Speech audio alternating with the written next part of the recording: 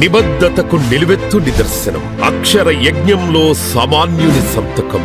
నిష్పక్షపాత వార్తలతో, ఆలోచింపజేసే కథనాలతో, మార్పు కోరే విశ్లేషణలు అందించే తెలుగువారి స్వరం. జయ జయ హే దినపత్రిక. 7వ వార్షికోత్సవ సంబరం త్వరలో విశాఖలో. 7 అడుగుల పయనానికి సాక్షులు మీరే. ఈ విజయానికి కర్తలు మీరే. విచ్చేయండి, విజయవంతం చెయ్యండి. అందరికీ ఇదే మా ఆహ్వానం. జయ జయ హే దినపత్రిక. స్వచ్ఛమైన రేపటి కోసం. వెల్కమ్ టు జేజేహే న్యూస్. అల్లూరు జిల్లా పాడేరులో హుకుంపేట మండలం ప్రభుత్వ స్థలంలో అక్రమ నిర్మాణమని హెచ్చరిక బోర్డు పెట్టినా సరే తగ్గేదేలే అన్నట్లుగా అక్రమదారులు నిర్మాణం చేపడుతున్నారు. నెల గడవక ముందే బోర్డు మాయమవడం అందరినీ ఆశ్చర్యానికి గురి చేస్తుంది.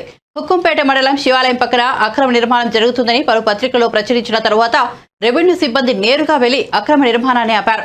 అయినా తగ్గేదేలేదా అన్నట్టుగా ఆదివారం సెలవు దినం కావడంతో స్లేప్ చేశారు.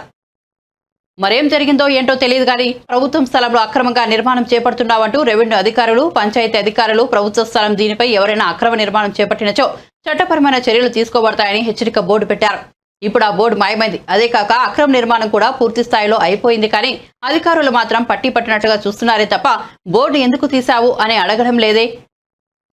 నిర్మాణ పనులు చేస్తున్నా ఆపే ప్రయత్నాలు చేయలేదు. మరి అధికారులు చేతులు తుడుచుకోయగా రాజకీయాల నాయకులు అండగా ఉండి నిర్మాణం చేపడుతున్నా రానే భయంతో నిర్మాణాలు ఆపలేదని ఆరోపణలు స్థానికుల నోటి నుంచి వినిపిస్తున్నాయి. దీని వెనుక అసలు నిజాలు ఏమిటి అనేది పూర్తి వివరాలు ఇంకా తెలియాల్సి ఉంది.